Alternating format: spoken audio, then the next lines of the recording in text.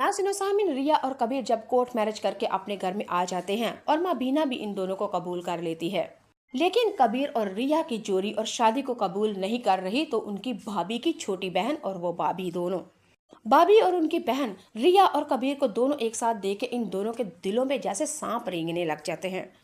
भाभी की छोटी बहन का तो बहुत ही रो रो के हो चुका है बुरा हाल। कबीर की भाभी ने अपनी छोटी बहन को समझाया, मेरी बात सुनो, क्या हुआ अगर कबीर ने शादी कर ली है, तुम में भी उसके साथ शादी कर सकती हो।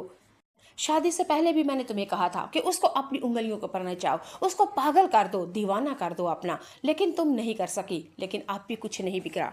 भाभी की छोटी बहन कहती है, अब ऐसा कैसे हो सकता है, उसने तो शादी कर ली है, अब क्या होगा। लेकिन कबीर की भाभी ने कहा, क्या हो गया, वो मर्द है, वो औरत थोड़ी है कि किसी एक के साथ निकाह कर लिया तो दूसरे के साथ उसकी इजाजत नहीं।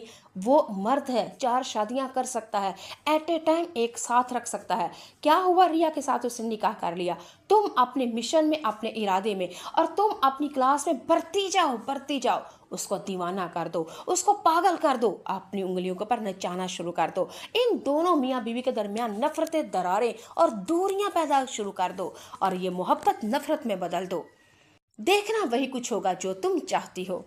कबीर की भाभी ने अपनी छोटी बहन से साफ साफ कह दिया, अभी भी कुछ नहीं बिगड़ा, अभी भी कुछ नहीं बिगड़ा। कबीर ने रिया से शादी कर ली है तो फिर क्या हो गया है, तुम्हारे साथ भी शादी करेगा, तुम भी शादी करवा सकती हो, लेकिन तुम्हें थोड़ी सी हिम्मत करनी होगी।